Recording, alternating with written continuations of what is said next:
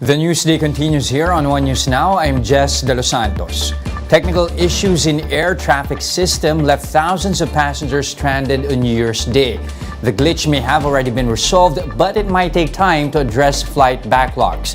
Josh Camo with the report. Dev couldn't help but rant after their flight was suddenly cancelled on New Year's Day. 1 hour before sasabihin nyo cancel ang flight, hindi pa pwede. Wala silang kakwentang kampanya. Walang effort na tulong. Tignan niyo, no? 21 passenger ang kasama ko. Karamihan senior citizens. Saan ko ba tutulugin? Sa kalye? Romanian Alin was also disappointed after finding out about his cancelled flight upon arriving at the NAIA. He said he did not receive an email or even a text message. Yeah, it's a waste of time, basically. So we could stay at the hotel, we could stay one more day in Manila. We just checked out. On Sunday, the Manila International Airport Authority said flights to and from Manila were put on hold. Due to technical issues at the air navigation facilities of the Civil Aviation Authority of the Philippines, nearly 300 flights were either delayed, cancelled, or diverted due to the issue in the air traffic system. Over 56,000 passengers were affected on New Year's Day. At around 4 p.m., the NAIA started allowing limited operations as the system was partially restored. In a press briefing, CAAP Director General Captain Manuel Tamayo said the issue was resolved at 7 p.m. We have the radar displays, and we were informed that it is 100% already operational.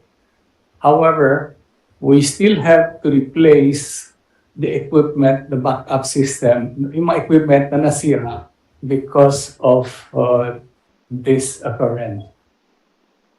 The MIAA said it is now working to address the backlog of flights. For News 5, Josh Camo, we are One News. The Transportation Department and the Civil Aviation Authority are looking at upgrades at the NAIA's air traffic system to prevent another shutdown.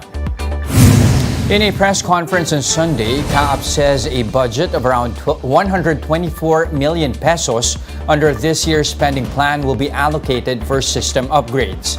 Transportation Secretary Jaime Bautista adds that a backup system also needs to be installed to prevent such incidents moving forward. Bautista says he has already discussed the matter with President Marcos. We really need to have a backup system na sana located in a different location, no? Hindi yung malapit dito sa area na we have the existing system. We will need to have a budget for this, no? So pag-aaralan natin to, we will do a feasibility study, no? And present this to NEDA. To fully upgrade the current system, Bautista says a budget of around 13 billion pesos might be needed.